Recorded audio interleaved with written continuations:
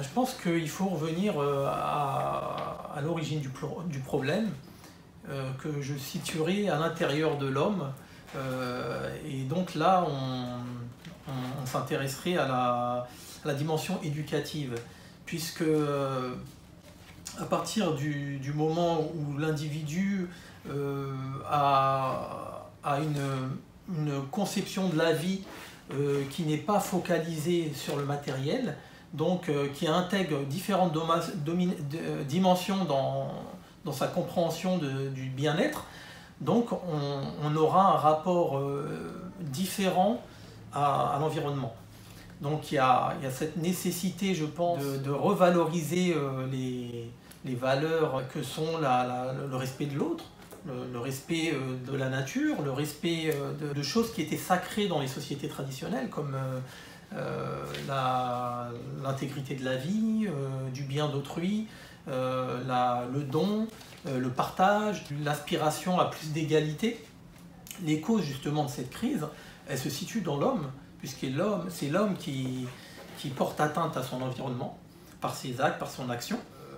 Donc il y a une notion qui est essentielle, c'est celle d'irtisad, donc le fait d'atteindre ou d'aspirer à une certaine mesure, d'avoir un idéal de juste milieu.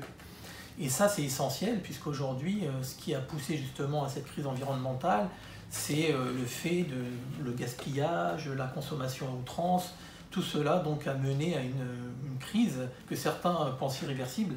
À l'inverse, je pense qu'il y a des solutions justement, mais qui se trouvent justement dans notre manière de concevoir les modes de vie, les modes de consommation, d'aspirer à plus de suffisance, de sobriété.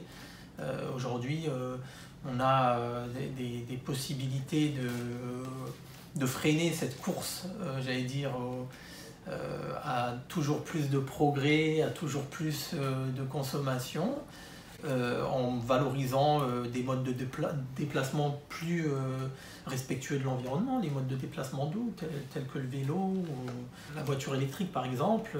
Il y a un choix dans les sources musulmanes, dans les sources islamiques, de Dieu, qui fait de l'homme un vicaire sur terre, comme vous l'avez dit.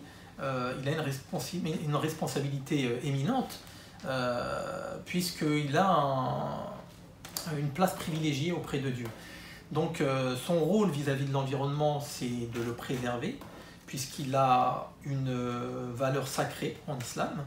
Il fait partie des choses qui contribuent à la préservation de la vie, qui est une des finalités de la charia. Il y a cette nécessité de donner à l'environnement une dimension sacrée. Il y a une symbiose qui existe entre l'homme et l'environnement. On a des exemples dans la tradition prophétique, puisque le prophète donnait des noms aux animaux, il valorisait la plante, il valorisait les insectes, et tout cela donc montre l'importance de l'environnement et le rôle de l'homme dans sa préservation.